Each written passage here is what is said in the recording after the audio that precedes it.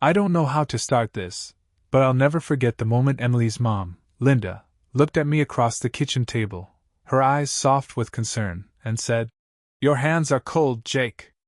Sit closer. I'll warm them up." It was January 2025, a bitter winter in upstate New York. And those words hit me like a freight train. Not because of what they meant on the surface, but because of everything that unfolded after. It was a moment that changed how I saw her, how I saw myself, and how I understood the quiet, complicated ways people connect when life gets messy. Let me take you back to how it all began. To that cold afternoon that started everything. It was a Saturday, one of those days where the cold just sinks into your bones, no matter how many layers you've got on. The wind was howling outside, rattling the windows of Emily's mom's house in Rochester. Emily, my best friend since high school, had texted me earlier that week, begging me to come over and help her sort through some old stuff in the garage. We were both 24, fresh out of college, and stumbling through that weird phase where you're supposed to have your life together, but you're mostly just faking it.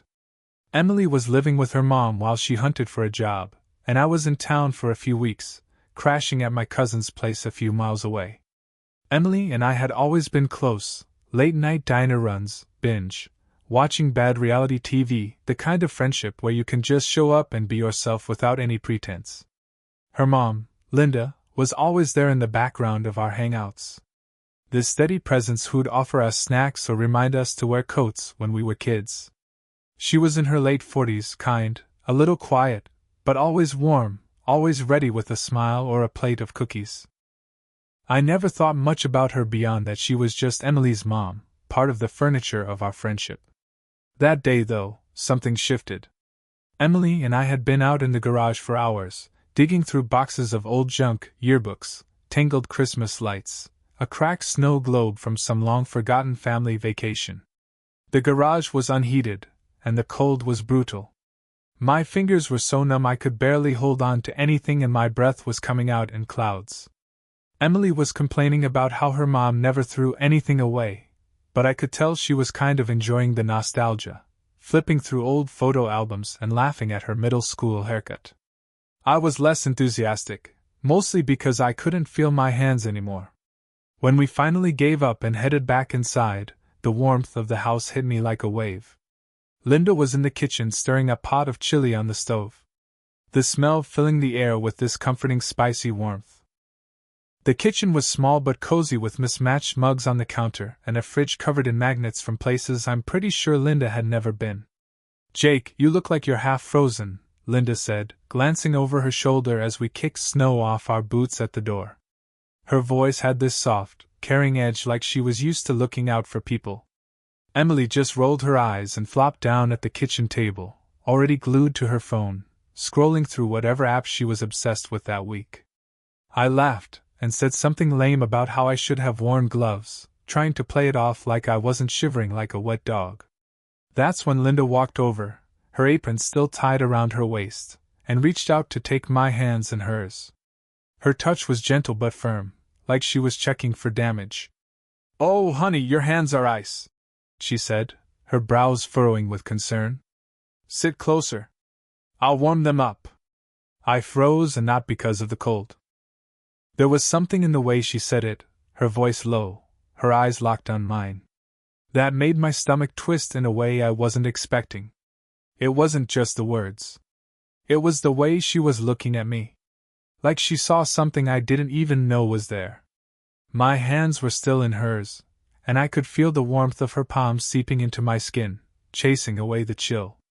I mumbled something incoherent, probably about how I was fine, and pulled my hands back, sitting down at the table next to Emily. My heart was pounding, and I couldn't tell if it was because I was embarrassed or because of something else entirely. Emily didn't even look up from her phone, completely oblivious. But I could feel Linda's presence across the table, like her eyes were still on me. I told myself I was being ridiculous. She was just being nice, right? That's what moms do. They notice when you're cold, they make you food. They take care of you. But there was this tiny nagging voice in the back of my head that kept saying her gaze didn't feel like just mom stuff. The rest of the afternoon passed in a blur. Linda brought out mugs of hot chocolate, the kind with mini marshmallows that melt into a sweet foam on top, and we all sat around the table eating chili and cornbread. We laughed about old high school memories. Emily reminded me of the time we got detention for sneaking into the gym to play basketball after hours, and Linda chimed in with a story about Emily trying to dye her hair blue with Kool-Aid when she was 13, leaving the bathtub stained for weeks. It was the kind of easy, comfortable moment that felt like it could have happened any time in the last 10 years. But every now and then, I'd catch Linda looking at me. Not in an obvious way, just a glance that lingered a second too long. Her eyes softening in a way that made my chest tight. When I left that evening, she gave me a quick hug at the door, her hand brushing my arm as she pulled away. "Stay warm, Jake," she said, her voice light, but with that same warmth that made my head spin. I walked back to my cousin's place in the dark, the snow crunching under my boots, replaying that moment over and over in my mind. It was just a hug, just a kind word, but it felt like a spark, like something had shifted in the air between us. For the next few days, I couldn't shake it. I kept thinking about her hands on mine. The way her voice sounded when she told me to sit closer. The way her eyes seemed to see right through me. I told myself I was being an idiot, that I was reading way too much into a moment that probably meant nothing to her. She was Emily's mom, for crying out loud. Twice my age, probably just being her usual nurturing self. But no matter how many times I tried to talk myself out of it, I couldn't stop the thoughts from creeping back in. By the time Emily texted me the following week, asking if I wanted to come over for a movie night, I said yes almost before I'd finished reading the message. I told myself it was because I missed hanging out with Emily, but deep down I knew I was hoping to see Linda again. That next weekend, I showed up at their house with a bag of chips and a 6-pack of soda, trying to act like it was just another casual hangout. Emily had picked some cheesy rom-com on Netflix, the kind with predictable plot twists and overly perfect characters. We were sprawled out on the couch in their living room, blankets thrown over our legs, a bowl of popcorn between us. Linda was in the armchair across the room, a glass of red wine in her hand, laughing at the movie's ridiculous dialogue. She looked relaxed, her hair loose around her shoulders, wearing a soft sweater that made her seem younger, less like the mom I'd always known. I tried to focus on the movie, but I kept stealing glances at her, noticing the way her laugh lit up her face, the way she tucked her legs under her like she was settling in for the night. About halfway through the movie, Emily's phone buzzed and she groaned. "It's my boss," she said, rolling her eyes. "I got to take this. I'll be back in a bit." She grabbed her phone and headed upstairs, leaving me and Linda alone in the living room. The TV kept playing, but the air felt different without Emily there, heavier somehow. I stared at the screen, pretending to be engrossed in the movie, but I could feel Linda's presence like a low hum in the room. She shifted in her chair, setting her wine glass on the coffee table. "You doing okay, Jake?" she asked, her voice soft but deliberate. I nodded, keeping my eyes on the TV. "Yeah, I'm good," I said, trying to sound casual. "Just, chilling." "You seem quiet tonight," she said, and I could hear the smile in her voice. "Everything all right?" I finally looked over at her, and there it was again. That look, the one that made my stomach flip. Her eyes were steady, like she was waiting for me to say something real. "Yeah, just figuring stuff out," I said, keeping it vague. There was no way I was going to admit that I'd been replaying our last encounter in my head for days, analyzing every word, every glance. She smiled, this small, almost knowing smile, and leaned forward slightly. "You're too young to be so serious," she said. "Life's got a way of working itself out, You don't have to have all the answers right now." I laughed, trying to keep things light. "Yeah, well, tell that to my bank account," I said, hoping to steer the conversation somewhere safe. But she didn't laugh. Instead, she tilted her head, her expression softening even more. "If you ever need to talk, Jake, I'm here," she said. "I've been through a lot. Might have some advice worth hearing." I swallowed hard, my throat suddenly dry. What? Like Mom advice? I said, forcing a grin to cover how nervous I was. Her smile tightened just a fraction, and she looked at me for a long moment before saying, Not exactly. There was that intensity again, that quiet edge in her voice that made my heart stutter. I looked away, pretending to be interested in the movie, but my mind was racing. Was she flirting? Was I completely misreading this? She was Emily's mom, for God's sake. She was probably just being kind, and I was blowing it out of proportion because I hadn't been on a date in forever, and my brain was desperate for something to latch on to. Before I could say anything else, Emily came back downstairs grumbling about her boss, and how he always called at the worst times. The moment passed, and we went back to watching the movie, but I couldn't shake the feeling that something had shifted.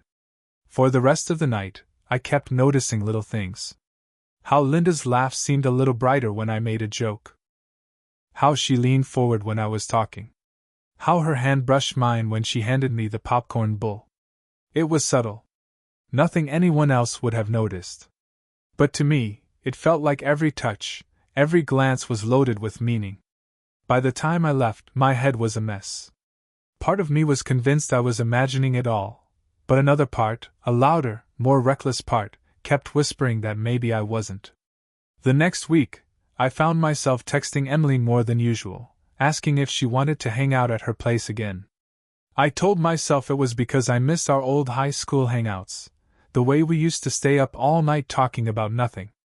But if I'm being honest, I knew it was about Linda. I wanted to see her again to figure out if I was crazy or if there was really something there. When Emily invited me over for dinner that Friday, I spent way too long standing in front of my cousin's bathroom mirror trying to decide what to wear. I ended up with a flannel shirt and jeans, telling myself it was casual, but not too sloppy, like I wasn't trying too hard. But who was I kidding? I was definitely trying. When I got to their house, Linda answered the door. She was wearing a soft gray sweater that clung to her in a way that made my mouth go dry.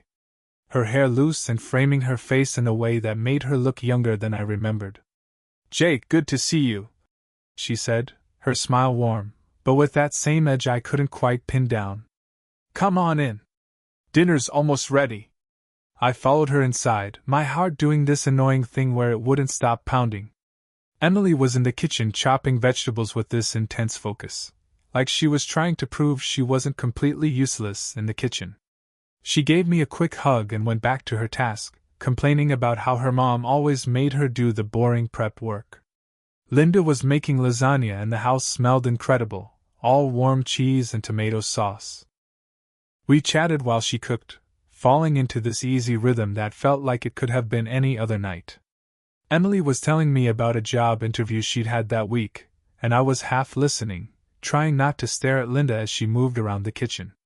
She had this way of making everything seem effortless, like she could whip up a gourmet meal and carry on a conversation without missing a beat. For a while, I started to relax, thinking maybe I'd been imagining things after all. Maybe Linda was just being her usual kind self, and I was projecting some dumb crush onto her because I was lonely or bored or whatever. But then as we were setting the table, Linda handed me a stack of plates and her fingers lingered on mine for just a second longer than they needed to. "You've got those cold hands again," she said, her voice low enough that Emily wouldn't hear over the sound of the knife on the cutting board. "You really need to take better care of yourself, Jake." She was smiling, but there was this playful glint in her eyes that made my face heat up. I mumbled something about needing to buy gloves and hurried to set the table, hoping she didn't notice how flustered I was. But I could feel her watching me, and it was like the air in the room had gotten thicker. Dinner was amazing. Linda's lasagna was the kind of thing you dream about for days after. All cheesy and rich with just the right amount of spice. We laughed and talked like we always did, swapping stories about college and the dumb things we'd done as teenagers. Emily was in rare form, telling us about the time she accidentally set off the fire alarm in her dorm trying to make popcorn in a microwave. Linda laughed, shaking her head, and said something about how Emily had always been a handful. But every now and then, I'd catch Linda's eyes on me, and it was like the rest of the room faded away. Emily didn't seem to notice, too caught up in her stories. But I was hyper, aware of every move Linda made. Every time she tucked her hair behind her ear, every time she leaned across the table to pass me the garlic bread, it was driving me nuts, and I didn't know what to do about it. After dinner, Emily got a call from a friend and stepped outside to take it, leaving me and Linda alone in the kitchen. I offered to help clean up, mostly because I didn't want to seem like a freeloader, but also because a part of me wanted to be near her. We started washing dishes, me drying while she scrubbed, the rhythm of it almost calming. But then she spoke up, her voice cutting through the quiet. "You know, Jake, you're different from most of Emily's friends," she said, not looking at me, her hands still moving in the soapy water. "You've always been thoughtful, like you see people really see them." I didn't know how to respond to that. Thanks," I said, focusing way too hard on drying a plate so I wouldn't have to meet her eyes. "I guess I just try to pay attention." She turned to face me then, wiping her hands on a dish towel. "It's a good quality," she said. "Not a lot of people your age have it." Her eyes were steady, and there was that look again, the one that made my chest feel like it was caving in. I wanted to say something, to ask her what she meant, but my brain was blank. All I could think about was how close she was standing, how the kitchen light caught the flecks of green in her eyes, how the air between us felt charged with something I couldn't name.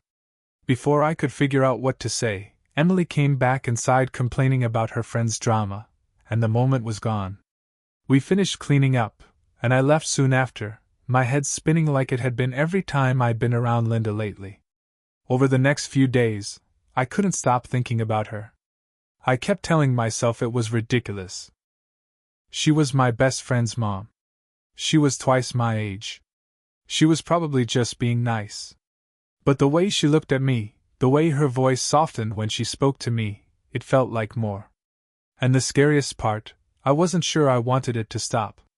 The next time I saw her was at Emily's birthday dinner a week later. Linda had gone all out cooking a huge spread. Roast chicken, mashed potatoes, green beans, homemade rolls, the works. She'd invited a few of Emily's friends over and the house was buzzing with people, music playing softly in the background, everyone laughing and eating.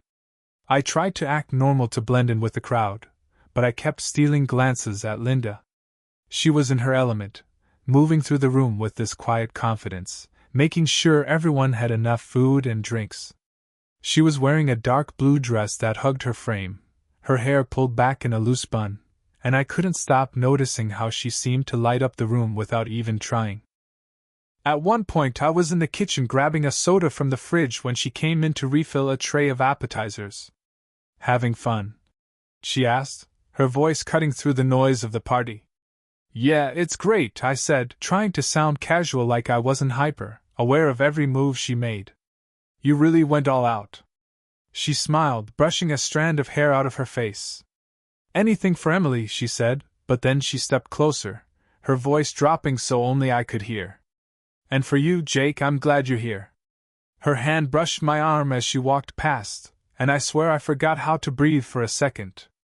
It was such a small thing, but it felt like the world had tilted on its axis. The rest of the night, I was a wreck. I couldn't focus on conversations, couldn't stop watching her as she moved through the crowd. When the party started winding down, Emily asked if I could stay and help clean up, and I said yes without even thinking. Most of the guests had left, and it was just me, Emily, and Linda picking up plates and cups. Emily was exhausted, her energy from the party fading fast, and she ended up crashing on the couch, scrolling through her phone.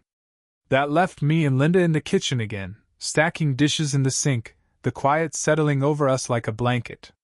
"You don't have to stay, you know," Linda said as she started rinsing plates. "I can handle this." "It's fine," I said, grabbing a dish towel. "I don't mind." Truth was, I didn't want to leave. Not yet. We worked in silence for a while. The only sounds the clink of dishes and the hum of the dishwasher. Then she spoke. Her voice so soft I almost missed it. "You've been quiet tonight, Jake. Something on your mind?" I hesitated. This was my chance to say something, to figure out what was going on, but I was terrified. What if I was wrong? What if I made things weird with Emily? But before I could stop myself, the words came tumbling out. "You've been really nice to me lately," I said, like more than usual.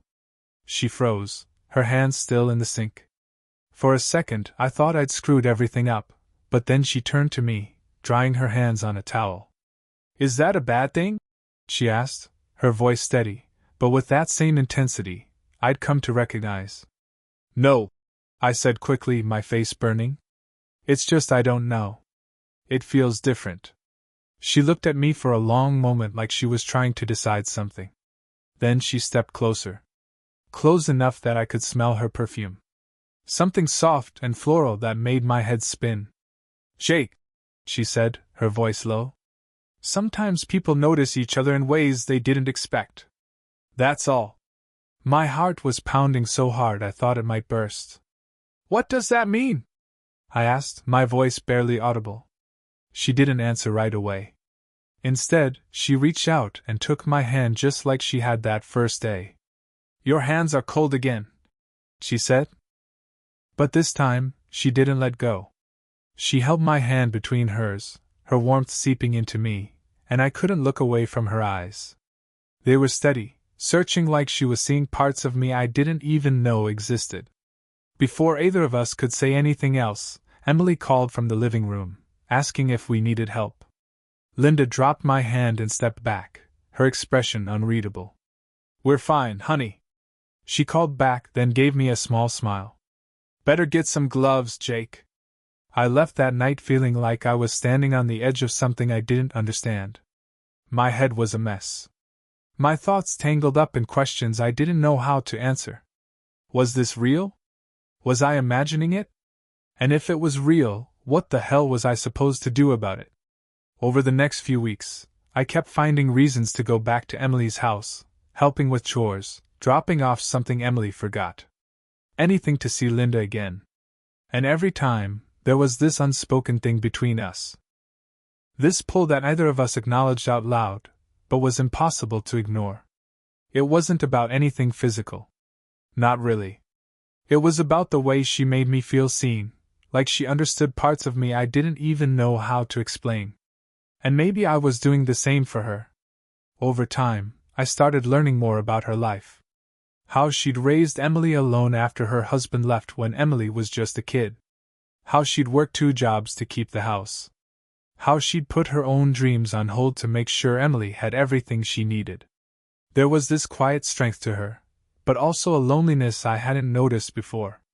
Like she'd spent so long being Emily's mom, that she'd forgotten how to be anything else.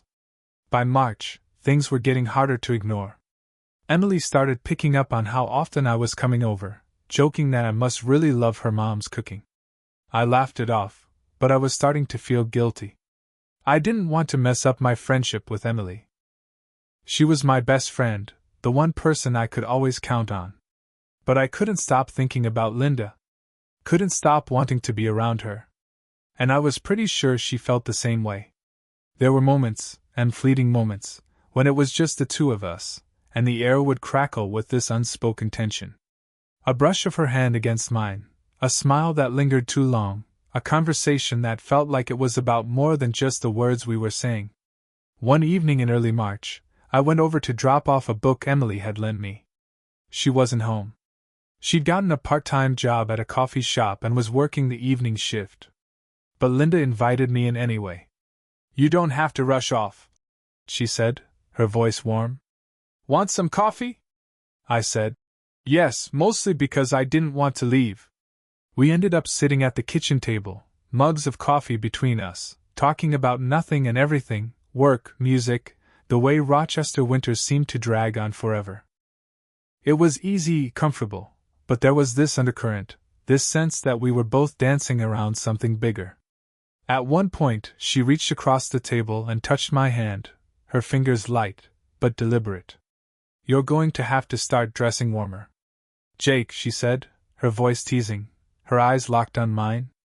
My heart was racing, and I knew this was it, the moment I had to say something or I'd drive myself crazy.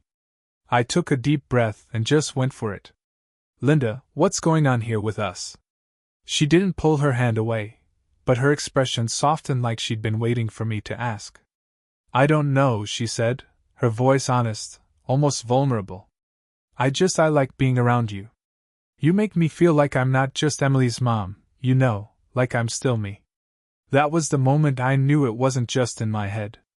There was something real here, something neither of us had planned but couldn't ignore. We didn't do anything that night. No big confessions, no lines crossed, but we both knew something had shifted, like we'd stepped into uncharted territory, and there was no going back. Over the next few months, we kept finding ways to see each other. Small moments, stolen conversations when Emily wasn't around. It wasn't an affair. Not in the way people might think. It was more like a connection we didn't know how to define. We talked about everything. Our fears, our dreams, the things we'd never told anyone else. She told me about how she'd always wanted to travel to see places like Paris or Tokyo, but life had gotten in the way. I told her about how lost I felt sometimes, like I was supposed to have my life figured out, but had no idea where I was going. And every time she touched my hand, every time she smiled at me, it felt like the world made a little more sense. By late spring, things were getting more complicated. Emily was starting to ask questions, not outright, but little comments about how I was always around, how I seemed distracted. I brushed it off, but the guilt was starting to eat at me. I didn't want to hurt Emily, didn't want to risk our friendship, but I also didn't want to stop seeing Linda. There was this pull between us, this quiet understanding that felt like it was worth protecting, even if I didn't know what it was or where it was going. One night in May, I went over to their house for a barbecue. It was one of the first warm days of the year, and Linda had set up tables in the backyard, string lights twinkling overhead. Emily had invited a few friends, and the air was filled with laughter and the smell of grilled burgers. Linda was moving between the grill and the tables, playing hostess, but I could feel her eyes on me every now and then. At one point, I was helping her carry a tray of drinks outside, and our hands brushed as I took the tray from her. "Careful, Jake," she said, her voice low, her smile teasing. "Wouldn't want you to get cold again." I laughed, but my heart was pounding. Later, when most of the guests had left, and Emily was inside cleaning up, Linda and I ended up alone by the fire pit, the flames casting a warm glow over her face. We didn't say much, just sat there in the quiet, the crackle of the fire filling the space between us. "You ever feel like you're waiting for something, but you don't know what it is?" she asked, her voice soft. I nodded, not trusting myself to speak. I knew exactly what she meant because I felt it, too. This sense that something was coming, something big, and we were both just standing on the edge of it, waiting to see if we'd jump. That was the last time I saw her before I left Rochester. My cousin was moving, and I had to head back to my place in Buffalo to figure out my next steps. I didn't know how to say goodbye to Linda. Didn't know how to explain what she'd come to mean to me, so I didn't. I hugged her at the door, told her I'd be back soon, and left with this ache in my chest that hasn't gone away. It's August now, and I'm still thinking about her. I don't know what's next. Don't know if I'll see her again, or if this was just a moment that'll fade with time. But I do know that Linda saw me when I felt invisible. And I hope I did the same for her. Sometimes that's enough. Sometimes it's